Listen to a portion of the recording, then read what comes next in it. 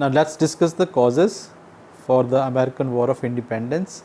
I have grouped all the causes in three different sections: economic, impact of the philosophers, and the political causes.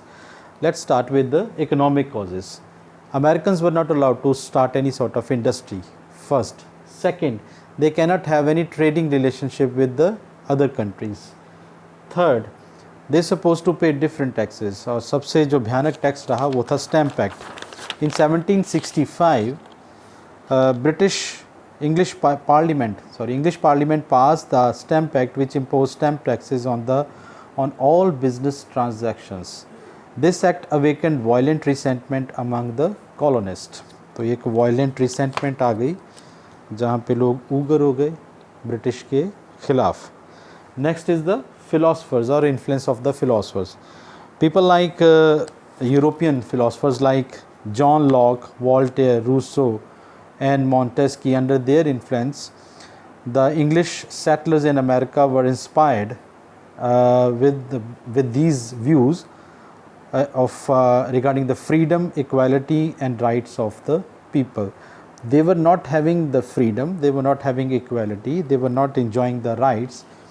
So when they came under these philosophers' influence, they raised their voice against the British regime.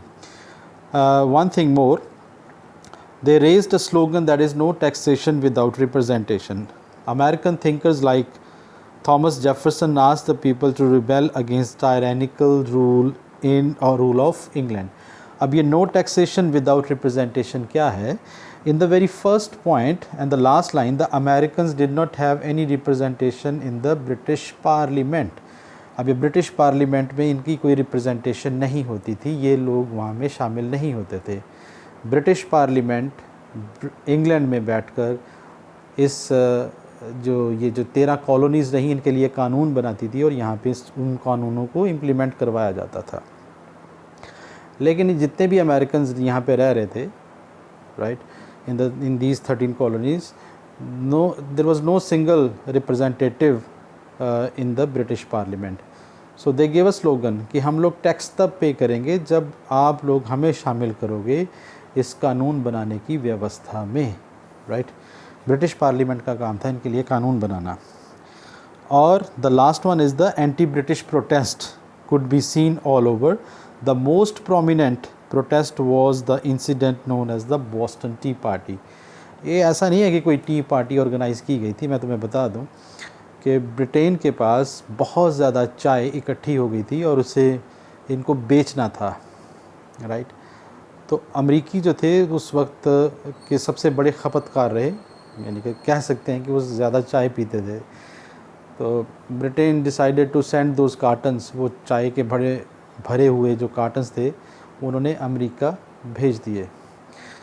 तो अमेरिकियों ने इसे कबूल नहीं किया और उन्होंने रात को कुछ रेड इंडियंस और कुछ अमेरिकन्स गए और उन्होंने जाकर वहाँ पे वो जितने भी चाय के जो डिब्बे थे वो उठा के उन्होंने समुद्र में फेंक दिए. वो ये जो इंसिडेंट है that took place in 1773, this incident is you can consider it as the beginning of that American War of Independence, right. और इसे कहा जाता है Boston tea party, right. These are the causes. अमरीकी क्रांति जो एक चाय के डिब्बे से शुरू हुई, right, and they achieved their independence on 4 July 1776. We will discuss the events and the results in the next video. Thank you.